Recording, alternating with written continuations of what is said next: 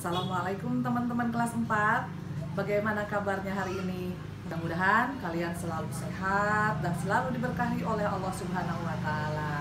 Tetap jaga protokol kesehatan ya. Oke, sudah sampai pada tema 3. Subtema 1. Apa sih materi yang ada di tema 3 subtema 1 ini? Yang pasti seru loh. Silakan kalian simak ya. Assalamualaikum. Halo teman-teman. Selamat ya, hari ini kita sudah tema 3, subtema 1. Kita akan belajar tentang bagaimana cara menyeimbangkan tanaman yang ada di sekitar kita. Kita akan belajar juga sikap yang mencerminkan Pancasila sila kelima. Yang ketiga, kita akan belajar kolase, dan yang tak kalah asyiknya, kita akan belajar menyanyi tentang serumpun padi. Check it out.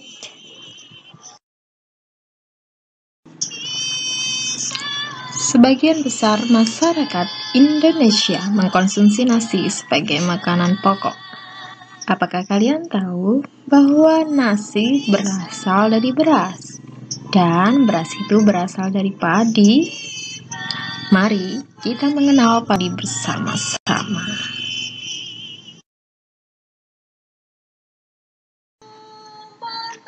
Ada beberapa informasi yang akan kalian peroleh nanti. Yang pertama adalah padi.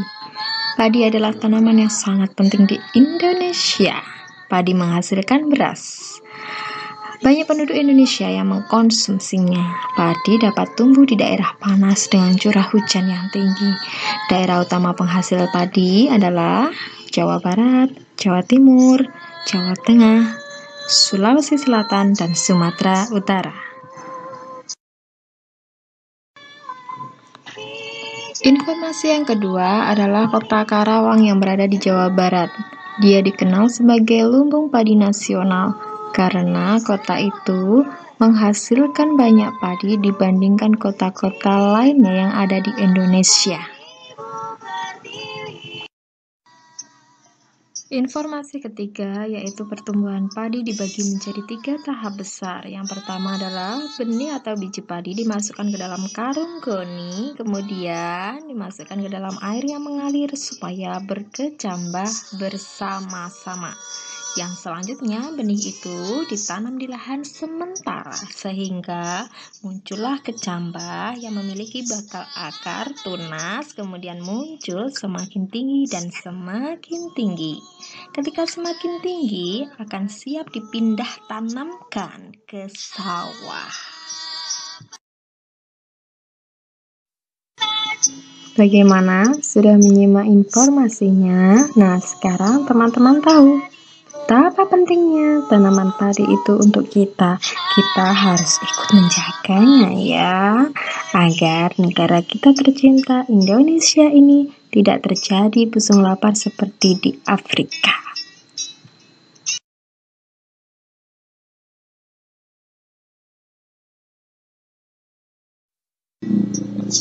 Setelah mendapatkan informasi, kita tahu betapa pentingnya padi untuk masyarakat Indonesia. Berikut adalah beberapa cara mempertahankan padi. Yang pertama, menjaga bibit. Yang kedua, menjaga lahan pertanian jangan sampai habis untuk membangun apartemen, untuk membangun mall. Yang ketiga, menjaga kebersihan agar tidak banjir. Yang keempat, saluran air dijaga agar tetap mengalir. Yang terakhir, menggunakan beras tidak boleh berlebihan, tidak boleh dibuang-buang. Gunakan secukupnya. Oke.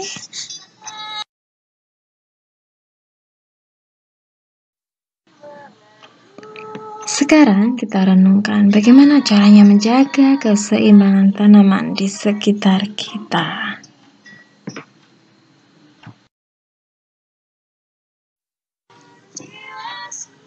Berikut adalah sikap bijak menggunakan, merawat, dan memperindah tanaman di sekitar kita. Hal ini adalah hak dan kewajiban kita semua sesuai Pancasila sila kelima. Ada 3 gambar yang disilang itu adalah contoh yang tidak sesuai, dan yang dicentang itulah contoh yang sesuai dengan Pancasila sila kelima.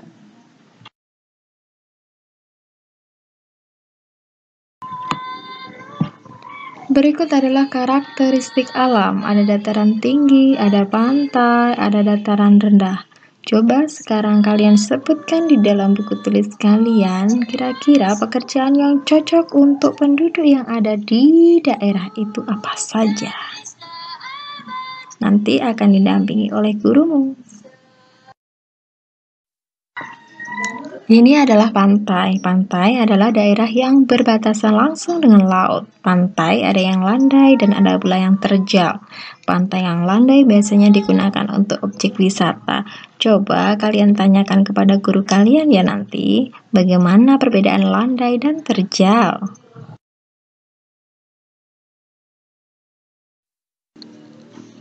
Kemudian dataran tinggi. Dataran tinggi adalah permukaan bumi yang ketinggiannya 500 meter di atas permukaan laut. Ini biasanya dimanfaatkan untuk peristirahatan karena udaranya yang sejuk, untuk objek wisata dan juga usaha perkebunan. Terakhir adalah karakteristik dataran rendah. Dataran rendah adalah permukaan bumi yang datar dengan ketinggian kurang dari 200 meter dari atas permukaan laut. Pada umumnya, mereka berada di sekitar pesisir pantai, digunakan untuk keperluan bertani, berternak, perumahan, dan industri.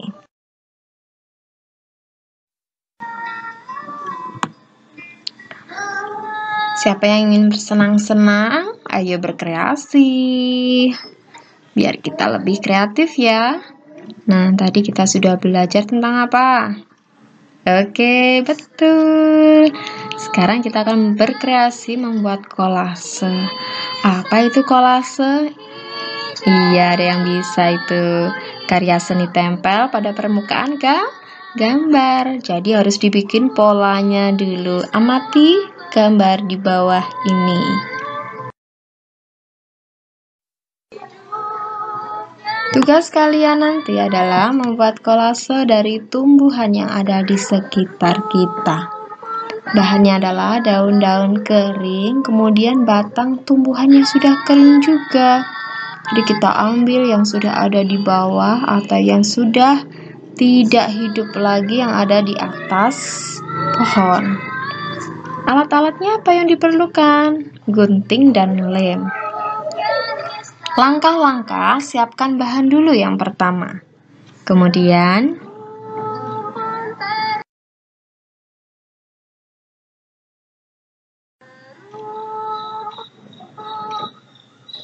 yang kedua adalah buatlah sketsa gambar yang kamu sukai. Kalau bisa disebut dengan pola. Kamu bisa minta sketsa gambar kupu-kupu kepada gurumu.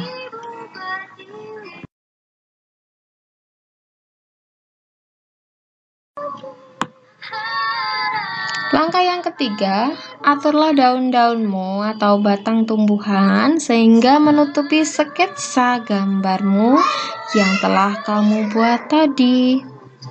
Jangan lupa ya, yang rapi ya.